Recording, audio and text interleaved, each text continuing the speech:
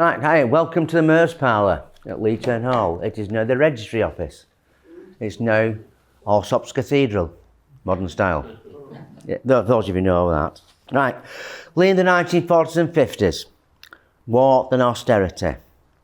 Now, note our town motto, Equo pede propera, to make steady progress, because that's a theme that runs through Leigh's history from 1899. Well, it did until 1974. This is just my take on those years. I must thank Yvonne Eckersley, William Stowell for their books, and for the archives team, Alf Ridyard, John Taylor and Dave Wilson, for allowing me to use images and information. That's the drill hall down Ellesmere Street. There's a modern shop there now. That's in 1939 when they sandbagged it. It's a story about the sandbags because they didn't have any. So they requisitioned lots of local women to use sewing machines and any material to make those bags. But anyway, on the cusp of World War II, in 1939, Leigh's population was 45,458. By 1951, it had risen to 48,725. That's an increase of near 3,000, with few babies born during the war years. Then there was a sudden surge following the demob of service people at war's end. Yes, a baby boom. A baby boom. Now, I wonder why. How did that happen? Well, I was one of those. And it's a bit weird finding myself as a small part of history. Now, just before the war, Britain, recovering from the depression of the late 20s and 30s, was ill prepared for it. But not entirely. From 1935, councils had been instructed to prepare development plans in case of aerial bombardment. The Munich crisis of 1938 sparked government action. By 1939, air raid wardens were established, services organised, shelters distributed, and the Women's Voluntary Service established. That September, the blackout was enforced, and air raid trenches were dug on the marsh playing fields. Here they are digging them. It's a grainy picture, I'm sorry, but it's what you get when you look at old photographs and have to copy them. These trenches were 7 feet deep. They had corrugated iron on top, covered with 2 feet of earth, and of course they were totally inadequate. That was recognised, and the government ordered that public shelters should be made of brick and mortar and concrete reinforced. By 1942, Leigh had 7,746 public shelters of all sorts. The Anderson shelter, the curved, the curved iron one, was the most common and was for individual houses. In Leigh's case, the government sent the first 600 without nuts and bolts. So obviously they thought Lathers were somewhat talented. Now, when erected, these Anderson shelters were partly sunken in gardens and often flooded. But post-war, many of them found a new use. They made the fencing around Leigh Rugby League ground at Kirkall Lane. If you remember it, as I do. Now, the street shelters, which accommodated up to 50, were built of brick and mortar. And they were concrete reinforced, but not always well built. Here's a sign for public shelters. That sign is the back of the Palace Cinema on River Road. It's now covered by the Pete Shelley mural, but that is protected. Just in time, in fact, it was.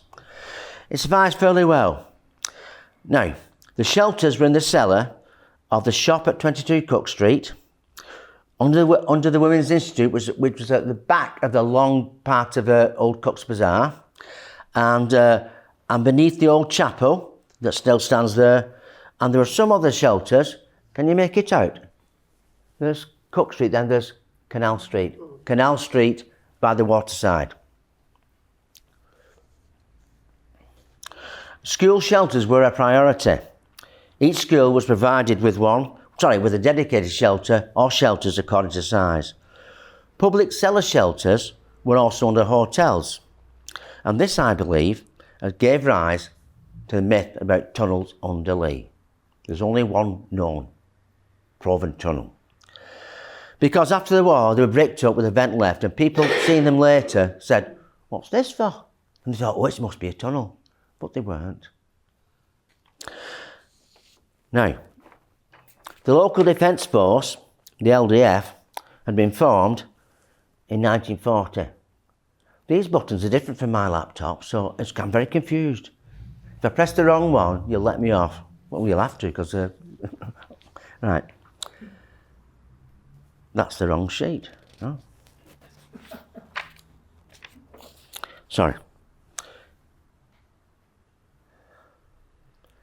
Public shelters, like I said, were under hotels, blah, blah, blah. The LDF, the local defence guard, later the Home Guard, had formed in 1940. And here's number 1 platoon marching past along the marketplace. This shop with the Pools sign. It's not Pools Pies, is it? But no, it's haberdashers. Ah, right, thank you. It's all right. It became Allsops. And down that little ginnel there was She told me something I didn't know what about it was in that little ginnel there led to the old Millstone Inn, where the dreaded dentist, Miss Michael John, reigned. And nobody wanted to go there if they could help it.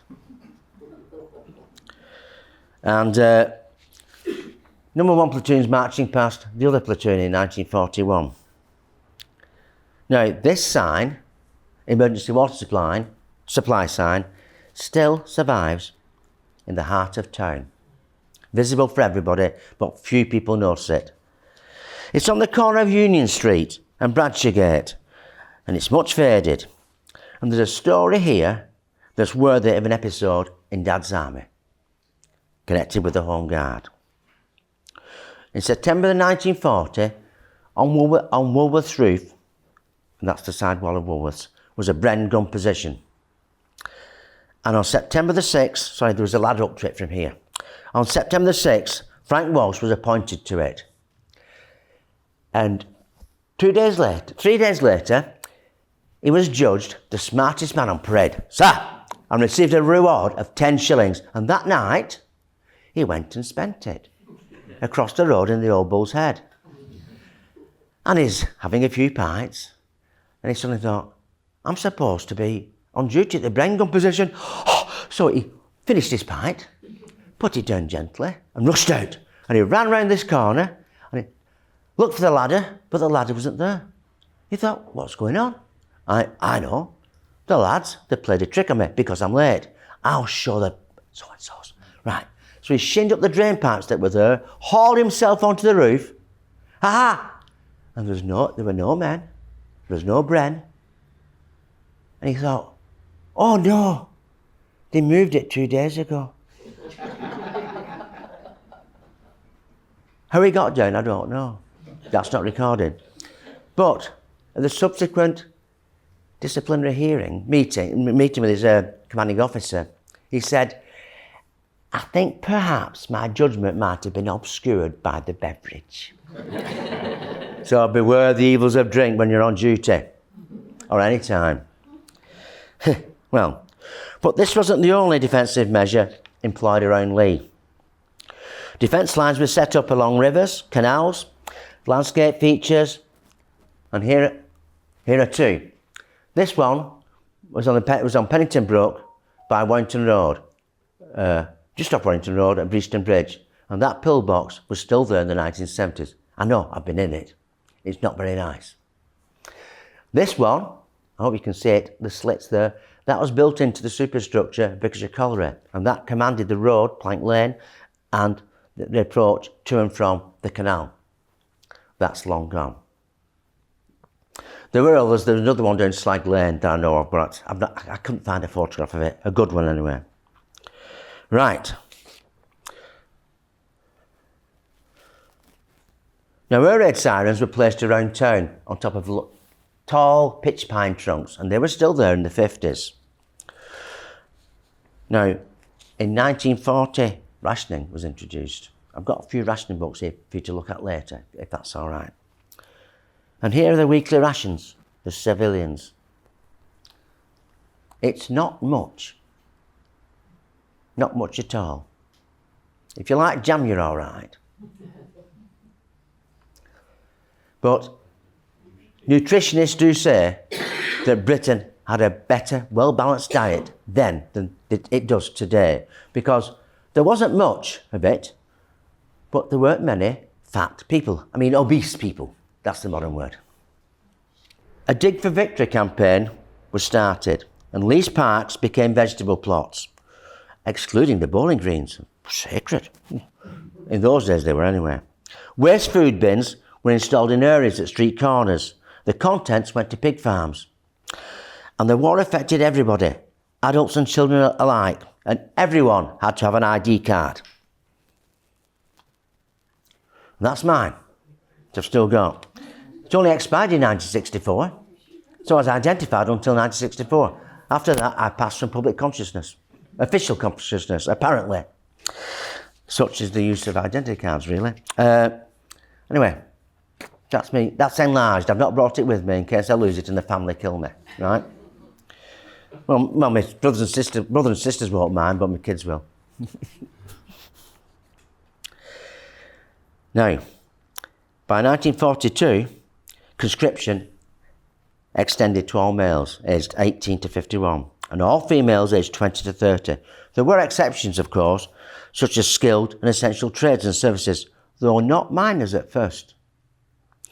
Plus, women with one or more children aged 14 or under, they were exempt. And women certainly played their role. Men in exempted jobs, for instance, miners initially, and engineers, had volunteered. And women were called upon to fill the shortages in the industries. Archive records here show that by 1942, 9,293 women had filled in cards for war work, including 880 working at Britain's largest armaments factory at nearby Risley. Corporation buses took them regularly, backwards and forwards. There were 616 exemptions. Now, I've not counted all these up myself. Not gone through all them, in them individually. And did Leigh get bombed? Well, accidentally. During the time of the Manchester and Liverpool blitzes, on the night of May the 8th, 1940, an off-course German bomber, the crew spotted an engine on the Bolton Kenyon line, which ran north to south, just by Parsonage Colliery over there. And they aimed for the engine. They missed it. But the bombs landed either side of the tracks and either side of Atherley Station. One between two rows of houses on Furnival Street, badly damaging 3. Another landed close to a house on Maple Crescent at the end of Westbourne Avenue. A bit late for me, weren't they? Oh, too early for me, far too early for me. Right. That took the gable end and the roof off. Sadly, 60-year-old Alice Knowles of Furnival Street died on the way to hospital. Other bombs from other bombers, lost planes, fell in fields around Atherton, Tilsley and Boostown, and bomb damage to property was not repaired until after the war. Now, what wages did workers get to spend on ration, rent, rates, gas and other bills? A study found that 88% of war workers received less than £6 a week. 2/3 of these were women who got less than £4 a week. They could get more if they worked in munitions, hence the attraction of Grizzly Risley. And the Women's Land Army, for instance, received 28 shillings for a 50-hour week. Half of that went on board and lodging. Wages could be higher in aircraft production. Low wages were normally made up by working lots of overtime. But during this period, there was a gradual levelling up. That's a phrase I remember a politician using, levelling up. Yeah, it happened. It happened here for women. A step upwards for them, not always welcomed by men. Now, service wages were hardly generous. In the Peninsular War in the early 1800s, privates received 1 shilling a day, half of which went on food and necessaries. That's for being shot at. In World War II, privates got 2 shillings a day. Sergeants started at 6 shillings a day. All in all, not much at all. But by 1942, the nation, the town, was war weary. There were many shortages, crises, little non-essential travel and a dreary routine. The government tried to give people a morale boost. Local authorities and organisations were encouraged to hold holidays at home. I'm going to fall over this in a minute. So excuse the furniture removal.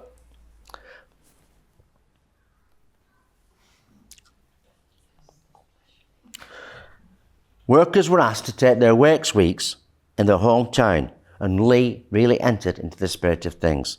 This is a press cutting from I think it's the Journal, and that's the sign for Callender's Pleasure Field. That's Callender's Cable Works. Holidays at home. There were dances and plays at St Joseph's Hall, which will be 100 years old next year. The Cooperative Hall had supper dances. There were rugby and angling matches, bowling competitions, wrestling and, most daring of all, mixed bathing in the baths. There were brass band recitals, firefighting and dig for victory competitions. Leading the way was Leigh's largest single employer, Callender's Cable Works. They used their sports ground off Mather Lane, previously leased to Leigh Rugby League, which had folded pre-war. It became, for 1 week only, a pleasure beach. That's the Leigh Seaside Pleasure Beach. The seaside came to Leigh, 50 tons of it, sand brought from Southport. There were swing boats, ponies, donkeys, marionettes, and a trapeze artist called Madame Retzler, the doll of the air, with her death slide along this wire. That's a backdrop you don't see nowadays, just one or two chimneys. That's Mather Lane behind there, basically. No, it is roughly Mather Lane there. This is the Bonnywell Road estate there as well. That field's now built over by factories and works. The extensions to BICC, actually. Right. There were Red Cross and unarmed combat displays. 3 American Spitfires. An American Spitfire is a Spitfire built in Britain, used by an American squadron. But calling them American Spitfires, it sounds a bit glamorous, because the Yanks had come. Well, they did. And a miniature railway, Peppino's Variety Circus from Blackpool Tower. And a great favourite, twice daily, were canal boat trips to Worsley. On the Alpha motorised canal boat. That boat's still in use today. There's Leigh Bridge behind. And there's the waterside. That was Armstrong's Common Lodging House. Still in use in the 1950s. Not very nice. Right. Now, it all involved a great deal of organisational and logistical problems, because permissions and requests had to go through the War Department, the War Office. Wartime restrictions. And there was a lack of supplies, fuel and goods. Now, the Leigh Spitfire Fund ran from September the 1st to December 24th, 1940. It raised £5,136 going towards a Mark II Spitfire built at Castle Bromwich. This is not the Leigh Spitfire. It's one from the same squadron, the 308 Polish City of Krakow squadron. No photograph has been found of the Leigh Spitfire. It was first based at Speke and flown by Sergeant Vladislav Matskrizik. It kills me pronouncing these names. That's him up there. In 1942, the Leigh Spitfire was at Southport with the others after being taken out of the front line. It was involved in a flying incident while practicing dogfighting, and the other pilot, Borislav Pele, bailed out and he landed safely. Guess where? Big Shipyard. Much to the amazement and amusement of the surface workers. And here he is. That's him, Borislav. I don't know what happened to him. He's sitting on the propeller.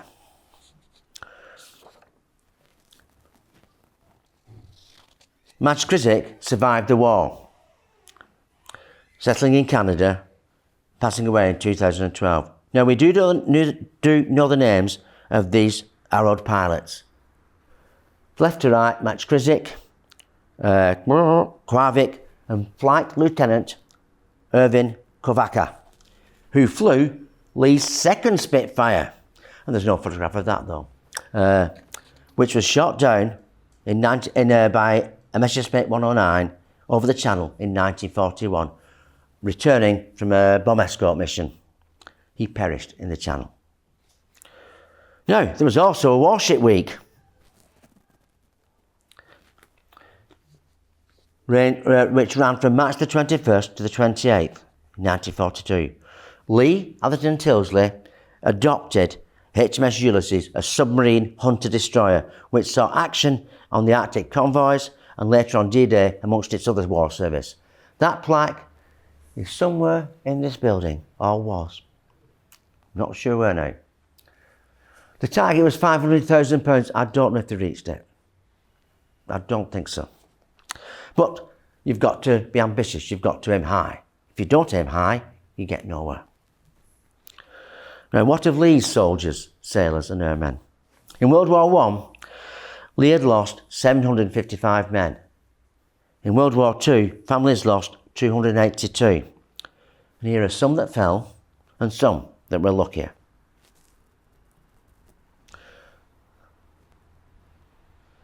In the air, Leigh lost Alfred and George Wilkinson, brothers from Bride Oak Street, both flying in Wellington bombers. Alf, 24, he was a pilot observer, as you can tell by his insignia, was killed over Cologne on April the 28th, 1942. Just 6 weeks later, on March the 9th, his older brother George, was a pilot, married to Phyllis, died on a mission to Essen. The Bomber Command lost 55,000 men killed and wounded, or is it 55% of its total force? It's the highest casualty rate of the Allied forces, British Allied forces in World War II. And here's here's Tom Durkin. And with him, can you make it out? Something Atherton Journal. Leigh Tilsley Atherton Journal. He's in a tent, he's in the desert, I think. Right, where am I? How to get lost. Tom enlisted in 1940. He was a keen bird watcher, and he lived on Plank Lane, and he worked at Big Shop Pit.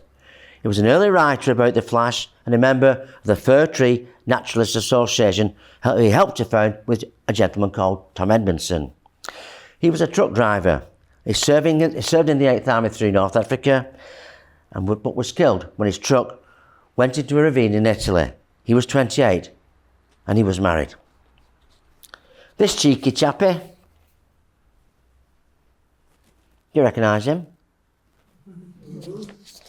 He looks like George Formby, doesn't he? But it's Ken Platt. I think he came from Plank Lane as well, I'm not sure about that. I can't find his address. Thank you, he did. He was Leigh's answer to George Formby. He used to say, I won't take my coat off, I'm not stopping. I'm as daft as a brush. If you laugh at this, you'll plat fog. Age 16, he bought a ukulele. He worked at calendars and he performed at local concerts. He joined up in 1942 and was posted to the Combined Services Entertainment Unit. He contributed to the Anchor Service Bulletin. There's some here, I've got them at the front. I'll just show you. You may look at them later, but don't pog them out, I'll kill you. This bulletin was sent to the Calendars Cable's men and women serving overseas. Many wrote to it, as our dad did, and also a Trooper Belson, a Trooper Baines who went into Belson. I got that wrong. How can I admit? Ah, well. Now, one issue highlighted the Battle of the North Atlantic and the sinking of the Scharnhorst. You've got Calendar's Royal Navy men. These 8 men from 5 different ships took part in the North Atlantic convoys. These fellas from 5 different ships They were involved in the Battle of the Barents Sea when the Sharnos was sunk. And one Leigh lad, he played a secret role. He was William Barker, born at 3 Plank Lane. Plank Lane just keeps cropping up again and again. He was one of the first boys at Leigh Grammar School to study Russian, and it led to his work at Bletchley Park. And here he is.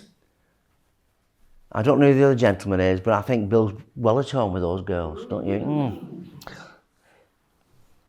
As I said, he translated and decoded Czech and Russian signals for Churchill, amongst others, later for Brezhnev, actually. A glittering diplomatic career followed. He was ambassador in Prague during the ill-fated 1968 uprising. This lad from Plank Lane held posts in Oslo, Boston, Washington and Moscow. He was awarded the Czech Order of the Lion, the OBE and the CMG, and the title of Sir William Barker. But he always said, just call me Bill.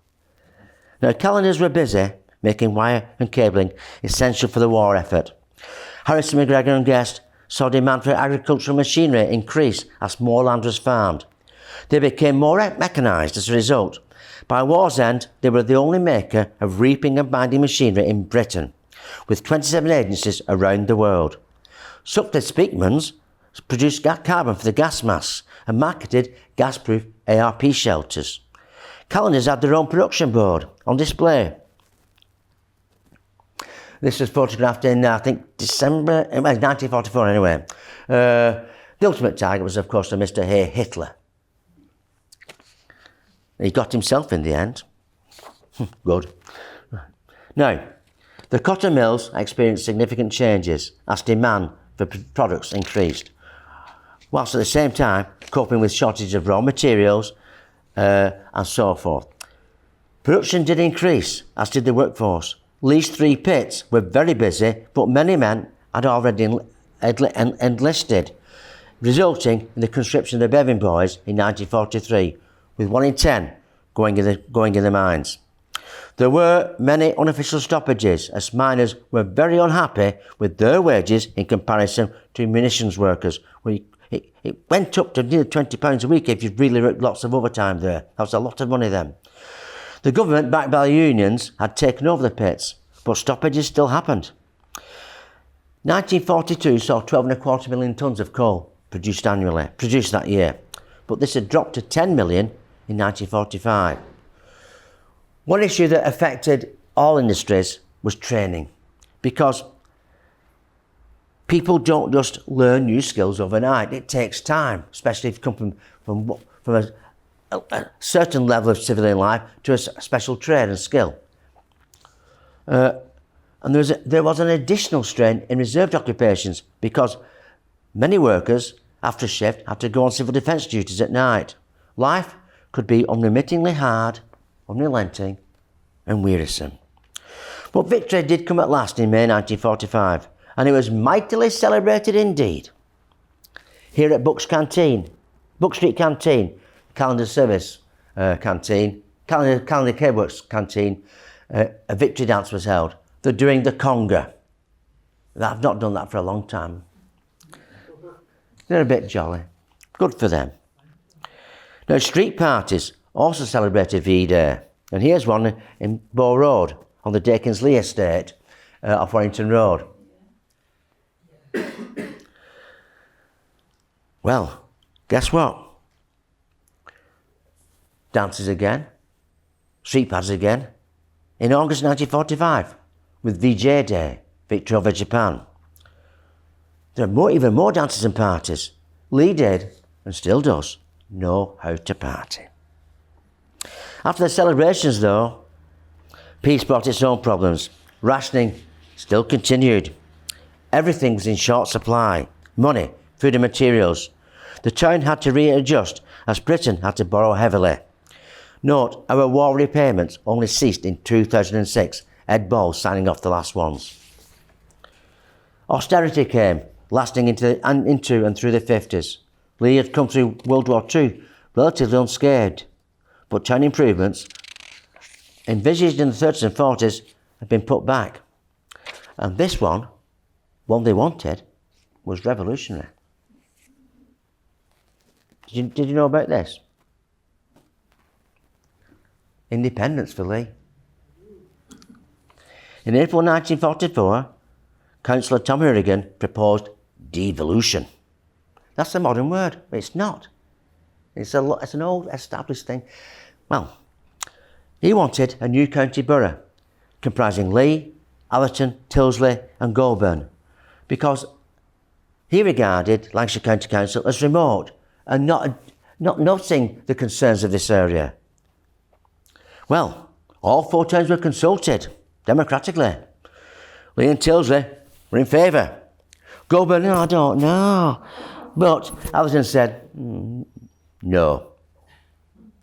In 1952, he tried again, and the same result, no.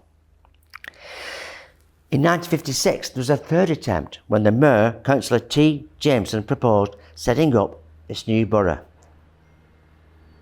He said, this area is ripe for county borough status. As Tom Hourigan had said before, he asked, are we getting value for money from Lancashire County Council? This time, Hindley was invited, but was reticent. Allerton and Goulburn said, no, definitely not. And the project was dropped, so there was no Big Leigh. In 1974, what did we get? Big Wigan. Now, I don't know if the future would have been different, but I'm not saying anything about Big Wigan, but it's the quirks of history and of individual towns do change things, and they echo back down through the years. Just think on 1974 and 1944. Right. In 1949, our borough celebrated its half-century of existence with a civic week. From September the 24th to October the 4th, culminating in a carnival procession aimed at showing the steady progress of the town from 1899. Remember the town motto, to make progress steadily. Equo pede propera. This procession started in Chadwick Street, which led down to Hilton Park, and went along Leigh Road towards the town centre. It was the first Leigh Carnival procession, I believe. I think it was. The week featured industrial exhibitions at the Co-op Hall, swimming galas, football and rugby matches, an arts and crafts exhibition, photo exhibitions and country dancing at Pennington Hall. Concerts, yes, and more street parties. Hydroplane racing on the canal was watched by thousands. Meanwhile, St Joseph's Amateur Dramatic Society put on a youth pageant celebrating the youth, and a play described by the journal as a gay little piece. Well, in the procession, there were kazoo and brass bands, dancing Morris troops, and vehicles displayed the various industries and corporation services. At night, the market square was illuminated, and they held nighttime dances. It was all filmed by Leigh Cine Society in glorious colour, featuring the procession, the market square, the obelisk, and this town hall inside and out. Now, parts of that film can be viewed downstairs in the exhibits. They've got kazoo bands, marching Morris girls. I'm not going to do Morris girls dancing, no, don't worry about that. So where did they get the colour film from? I think it must have been Burtonwood, a place that played its little part in Leigh's history. Now, appointed in 1948 was a new director of cleansing, Walker T. Bone, a dour Scot. He was, to put it mildly, obsessed with cleanliness, which is not a bad thing. I can see him coming to town and saying, look at the muck. But just like a new town marshal, he was going to clean up Leigh. He had his name emblazoned on every council service lorry. Walker T. Bone. He bought new gully and grid cleaners, street sprayers and bin trucks. All 65 miles of street were regularly sprayed with water, taken from the flash, and Dettol, while the 600 communal waste bins destined for pig feed were cleansed with a fragrant deodorant jelly, as were lamppost bases, dogleg height, and wall bases and pavements, it was in fact DDT. Mr. Clean was not very green. He created a somewhat toxic townscape in the interest of making it clean. And Leigh was litter strewn. Lots of it. Leigh's answer to its litter problem was to say, we haven't got one. And say they were actually Leigh's tidiest town. New bins were ordered with that slogan on them, on the town crest. This information is nothing new.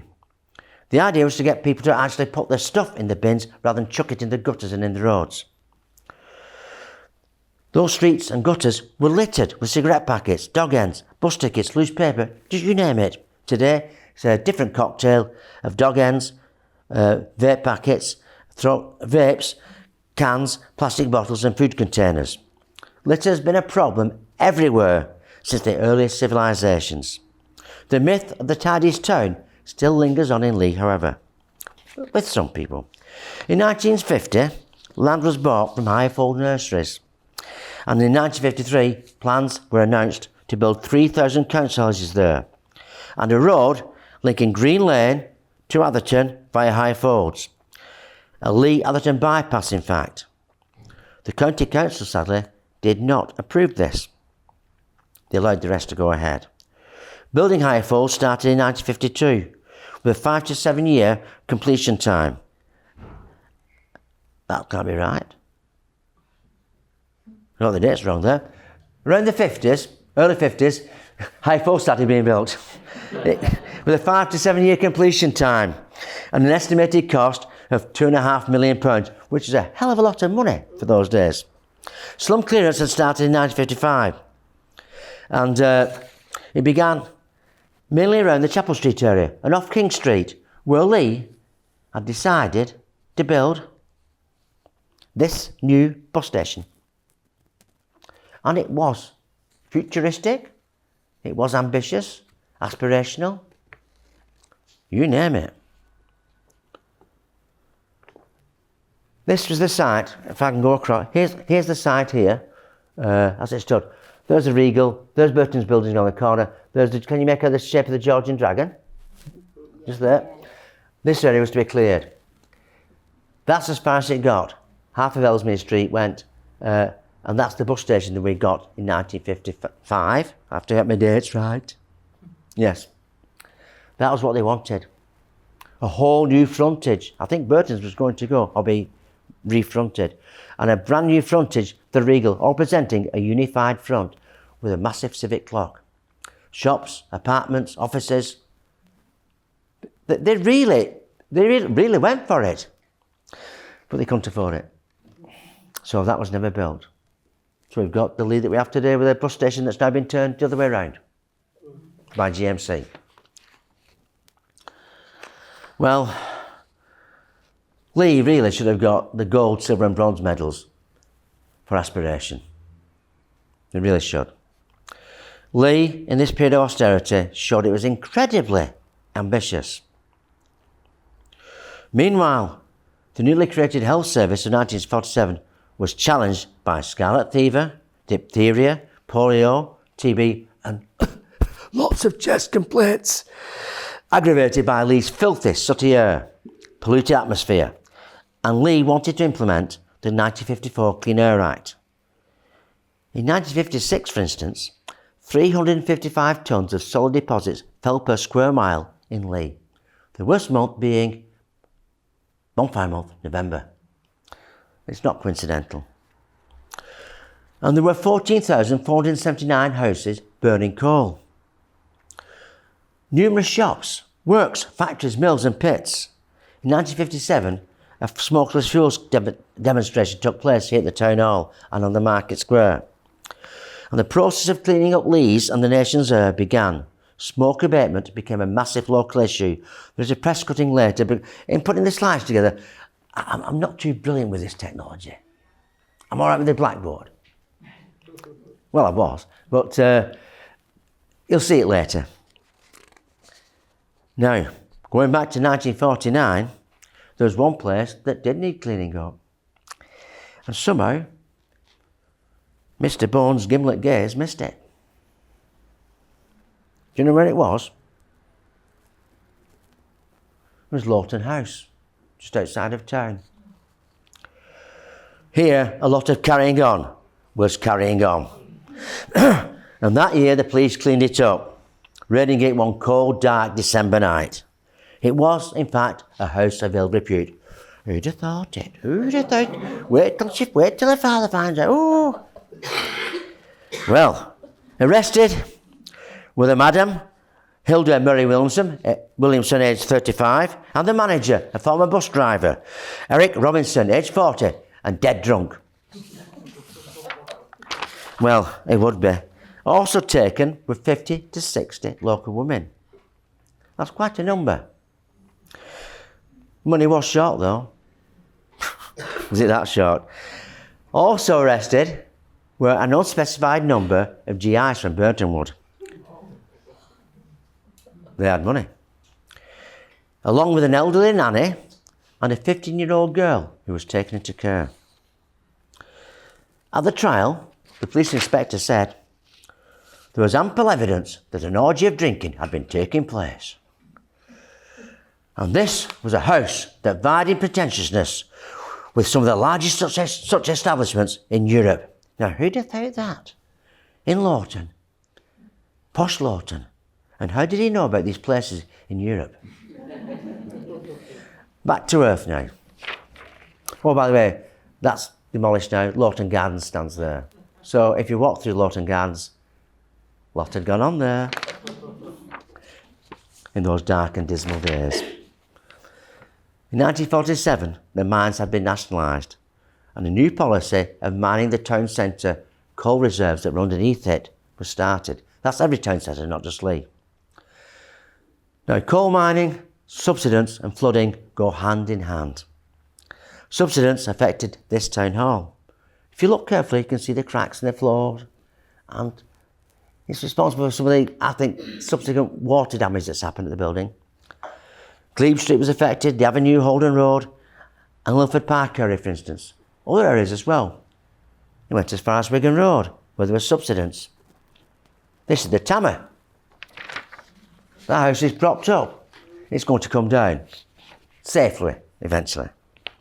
Now, the Daily Mail of September 53 ran an article describing Leigh as the town with a sinking feeling. I think we've been there before, actually. When it rained heavily, flooding followed. And complaints flooded into the council, of course, who hadn't caused it. But an estimated 40 to 50 feet of coal and coal waste had been taken out from underneath this town. Well, mainly around town, but quite a lot underneath the town over the years. And there was a resultant average 10-foot drop in land levels as a result. Leigh Council made massive complaints to the local coal board, to the National Coal Board, who were very tardy in remediation measures and compensation. 2/3 of the money eventually came from the Exchequer and 1/3 from the Coal Board, as the new Labour MP, Harold Bowman, reported. Elected in 1946, following the very hard-working Joe Tinker, he didn't prove quite as industrious. I don't know if any of you have ever met him or knew him. Now, if devolution hadn't been ambitious enough, revolutionary enough, a new library and much more were planned. The Railway Road one, it was reported in 1954, was hopelessly inadequate. The new one was planned for 64,000 books. It would also have a theatre, a public hall, research, reading and exhibition rooms and other facilities. Another idea was revived, first conceived in 1899, that of a covered market replacing the one outside this town hall. It's a Dick Sutton photograph. Now,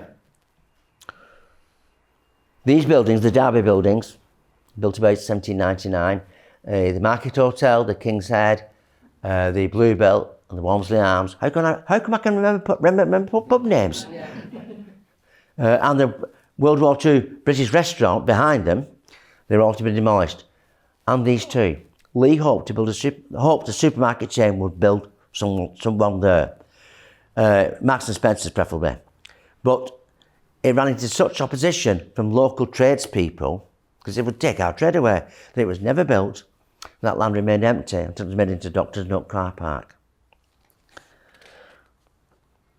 Well, the plans did coalesce into a civic centre and square and were realised in 1969 with the opening of the Turnpike Gallery, Library, Civic Square and the first indoor market built just north of the parish church.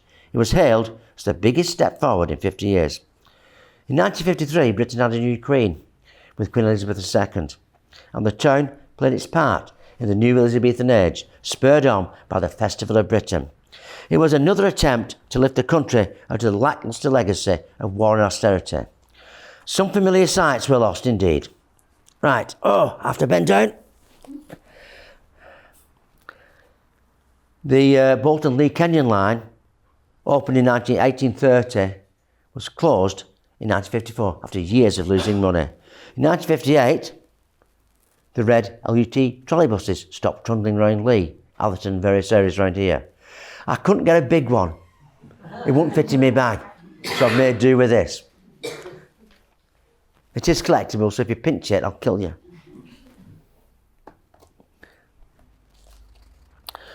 But Higher Fords continued to be built on its 26-acre site. Oh, by the way, sorry.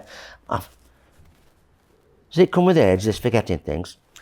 Something did come back. Leigh Rugby League were reformed in 1946 after folding pre-war.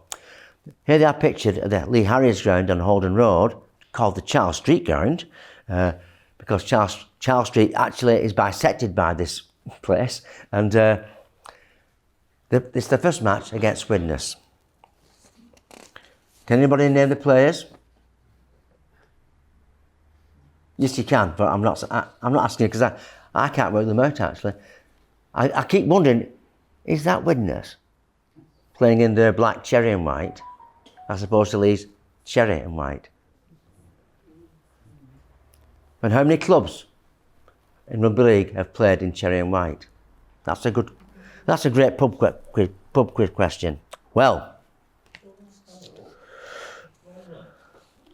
meanwhile, High Fords continue to be built on the 26-acre site. Please read these. This is the air pollution, smoke abatement, article in the journal in 1957. High Fords was built on its 26-acre site. Originally, it was envisioned as pit heaps landscaped into green hills with trees. That didn't happen. The coal board basically stopped it. One councillor said, "It's no but Slag Heap Canyon." And it was. That's how it looked. Other sites off Wigan Road and Nelpan Lane continued to be built, also next to pit rocks, as my family can evidence. A new telephone exchange was built in 1956, and a new police station started 2 years later, both on Chapel Street. Tarmac road surfaces started to appear. It's only the very late 30s and early 50s that streets started to be tarmacked. Roads were adopted and new street lighting, electric, was announced. One bright ray for the future came from an unlikely source. In 1957, there was a proposal from a private club to hold hydroplane racing and practising on the Flash. This Flash was being tipped into on the west bank by Picture Colliery and on the east by Leigh Corporation, with over 15,500 tonnes of industrial and domestic waste annually by Leigh Corporation in the east part. Here's the two articles. Now, Tom Edmondson wrote that article, originally from Tunnicliff's New Row, and a friend of Tom Durkin. He wrote to the Journal opposing this, and he set the seed for his vision of the nature reserve. Many others joined him with objecting, and the request was rejected by the council. Tom's idea of a nature reserve gained support, and through the Leigh Ornithological Society, Wigan MBC and GMC, it became a reality in 2008 as a country park It's now a national nature reserve. It went from this to this. That's one of Tom's photographs. That shows the depth of rubbish. That's the ladder standing at the bottom. That's about 20 foot high. And it filled in the south and southeast corners of the flash with it. On that, you can see the big picture collie with its slag heaps behind, tipped into the flash. That was in 2008 when the country park opened. It's still there, it's changed, but it's there. It's a massive asset to the town and the area. Now, some people found Leigh fascinating.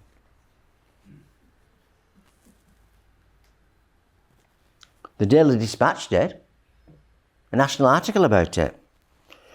It was a bit patronising in its description of black-faced miners, but Leigh was noted as a town where attitudes were changing, and young people were no longer content just to go into the mills, mines and works.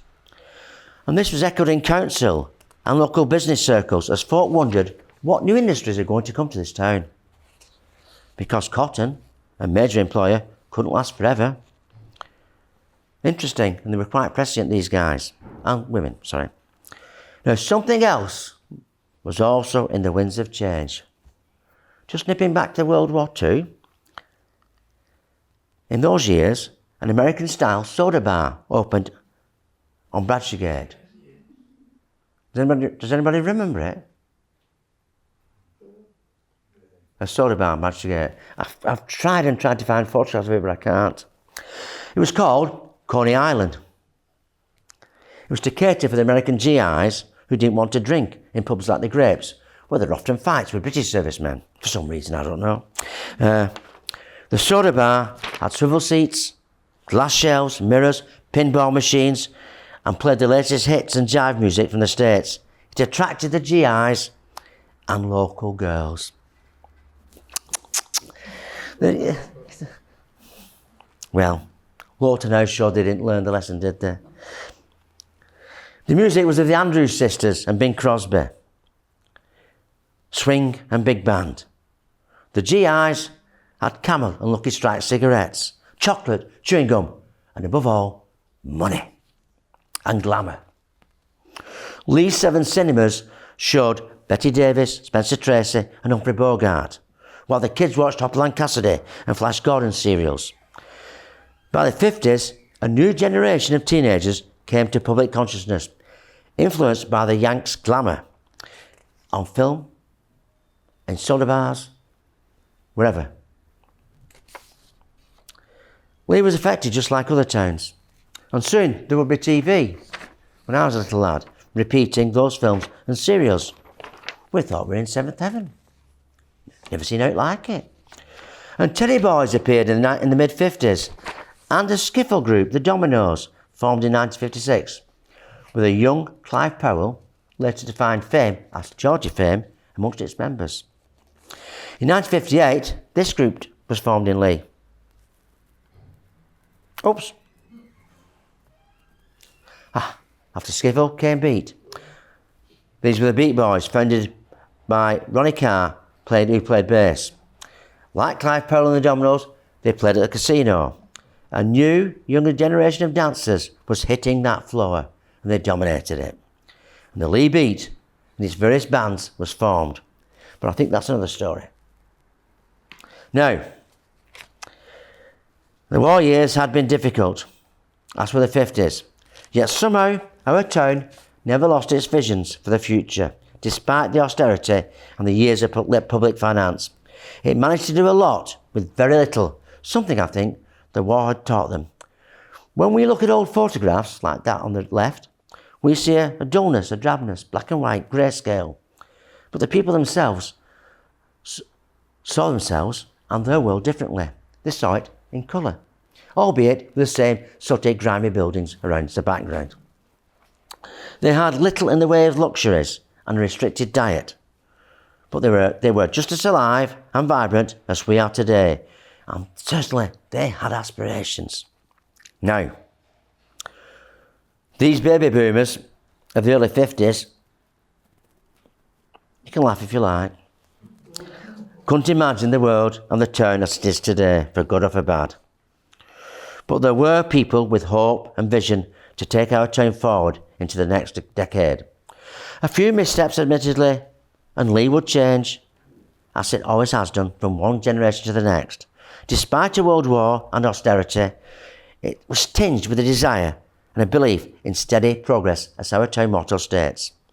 What those decades will be like, we now know. And Leigh will change again.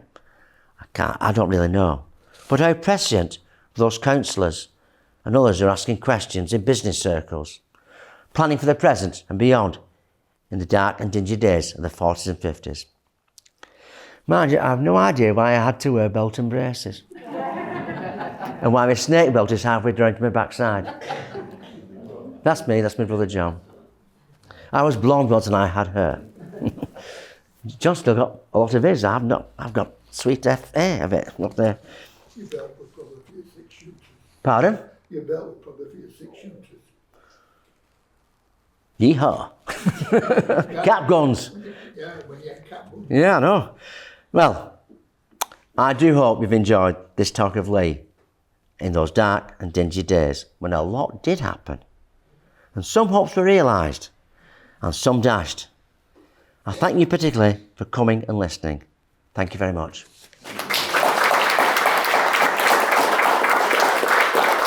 All right.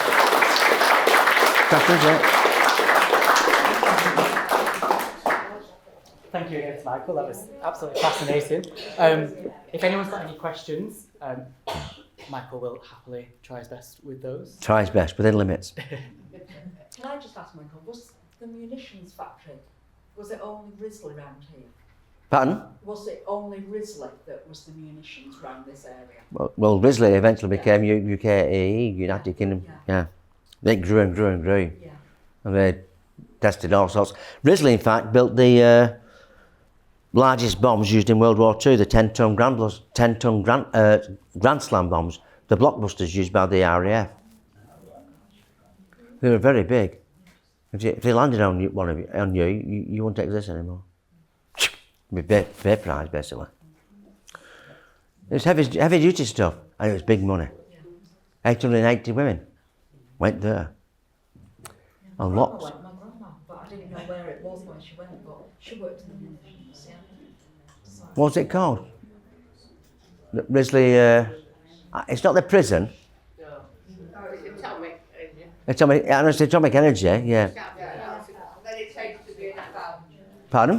Then it changed to be an FL. Oh, but, yeah, that's right, yeah. What about the ROF and factory? What?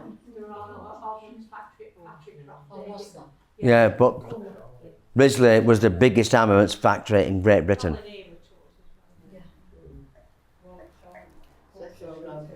Any other questions for Michael? I can tell you a few things. Yvonne Eckersley's book is called Leigh, Making Steady Progress. William Stell's book, recounting his life as a child and his national service, is called From West Leigh to the Far East. They're both downstairs in the archives. The war loans that Britain borrowed, from 1945, they borrowed 4.33 billion American dollars. From Canada, $1.93 billion, 200% of GDP. And the last repayments, signed off by Ed Balls, still on the telly, were in 2006, 83.25 million to the US and 23.7 million to Canada. And that's a legacy of debt that we still carry in many respects. That's on top of the Lend-Lease. Because this was money Britain had to borrow after the war. And any Lend-Lease goods had to be paid for as well. So a massive commitment. And it had its effect on the economy, those grim, grey, dark days. But people didn't see themselves as grim, grey and dark. They liked a good laugh, they liked a pint, even when they're on duty. But, little daft beggars like this, you know. There's a question over there, Michael. Sorry? Oh, Michael. Hiya. Yeah, hi. I was interested in the calendars thing. I mean, interested in all of it, but the calendars thing. And my husband's, both my husband's grandfathers, like lots of people here, worked for calendars. Yeah. And we've got a number of photographs of Callender's cricket team and Callender's golf team. I played against BICC. et cetera. So what I was going to ask you is, I mean, I grew up in Bolton, and we lived near a park called Leigh's, or it was called Tootles, because it was a cotton mill, Leigh, Tootle and Broadhurst, and they had hockey and rounders teams and so on. So I was just wondering about sport in the 50s. Were there other sort of mill companies and things, and engineering companies that had sports teams? They all had. You know, so It was a massive social infrastructure. When Leigh lost its mills and factories, the works, it lost lots of sports teams, because Hayes had their own sports teams till they had their own tennis club. And like I said, I played against BICC at cricket. My dad played for Anchor Cable Works, which was the firm before it became Calendars, in rugby, before he signed for Rochdale Hornets, nicknamed Rochdale Cornets because everybody licked them. And there's an old job. I mean, Leigh Tech had its own cricket teams, and they played at the old Leigh Girls Grammar School sports field. Down, it's where the sports village is now, which is incidentally built on Leigh's biggest refuse tip from the 1880s onwards. And if you want to go for a dig there, you'll get told off. So if you could all just join me in thanking Michael again for his talk. Thank you.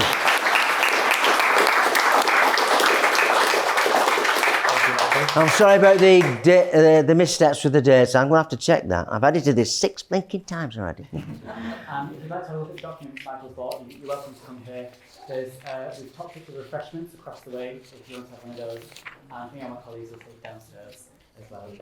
And don't forget, look at that film of the kind of procession from 1949. It's in great colour. I think it's 8mm, and the only place they could really have got it, Leigh Cine Society, could only have got it from Burton Wood. I don't know what they traded with the Yanks for it, but because colour film was not readily available in Britain for British people. Anyway, thanks a lot for coming. Without you coming, no point in talking. Thanks a lot.